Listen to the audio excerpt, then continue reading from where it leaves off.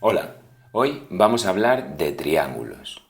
Vamos a definirlos, vamos a hablar de sus propiedades y vamos a estudiar dos tipos de clasificaciones. Primero, atendiendo a sus lados y segundo, atendiendo a sus ángulos. Bien, comenzamos. Un triángulo es un polígono cerrado que tiene tres lados y tres ángulos. Una propiedad muy importante de los triángulos es que la suma de sus tres ángulos siempre va a ser 180 grados.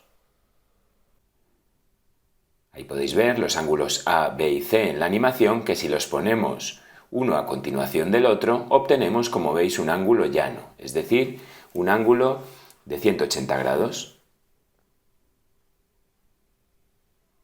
Bien, comenzamos con la primera de las clasificaciones, atendiendo a sus lados. Cuando los tres lados, como veis, de un triángulo son iguales, lo llamamos triángulo equilátero. Los tres ángulos de este triángulo también van a ser iguales, midiendo, por tanto, 60 grados, ya que 180 dividido 3 es 60. Vamos con el siguiente triángulo.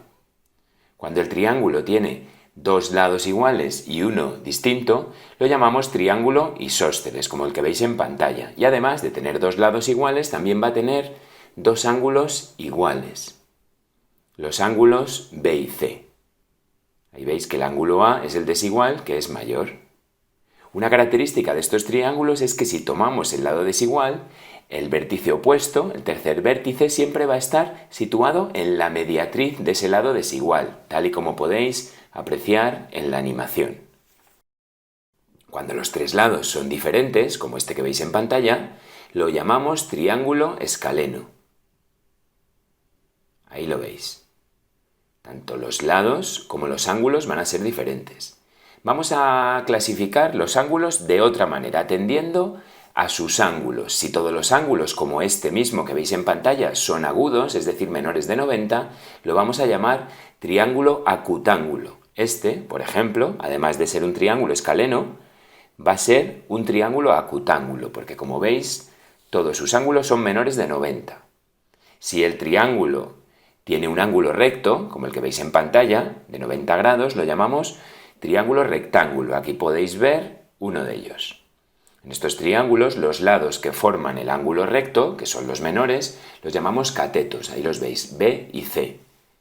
Al lado mayor, opuesto del ángulo recto, se le llama hipotenusa, y lo veis con la letra A minúscula. En estos triángulos rectángulos se cumple un teorema muy importante en matemáticas, que es el teorema de Pitágoras, que dice que la hipotenusa, A al cuadrado, es igual a cateto 1 al cuadrado más cateto 2 al cuadrado, es decir, A al cuadrado es igual a B al cuadrado más C al cuadrado. Normalmente llamamos a la hipotenusa con la letra A minúscula y a los catetos B y C minúsculas.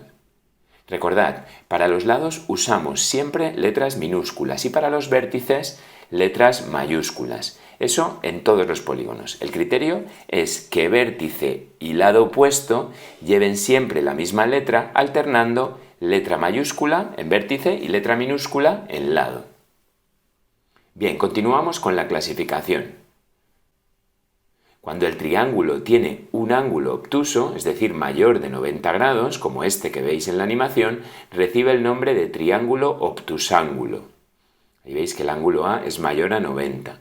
En estos triángulos, o en los triángulos en general no rectángulos, llamamos vértice a uno cualquiera y luego continuamos en el sentido opuesto a las agujas del reloj, como norma general, manteniendo siempre el criterio de vértice y lado opuesto con la misma letra, mayúscula, minúscula, como hemos dicho antes.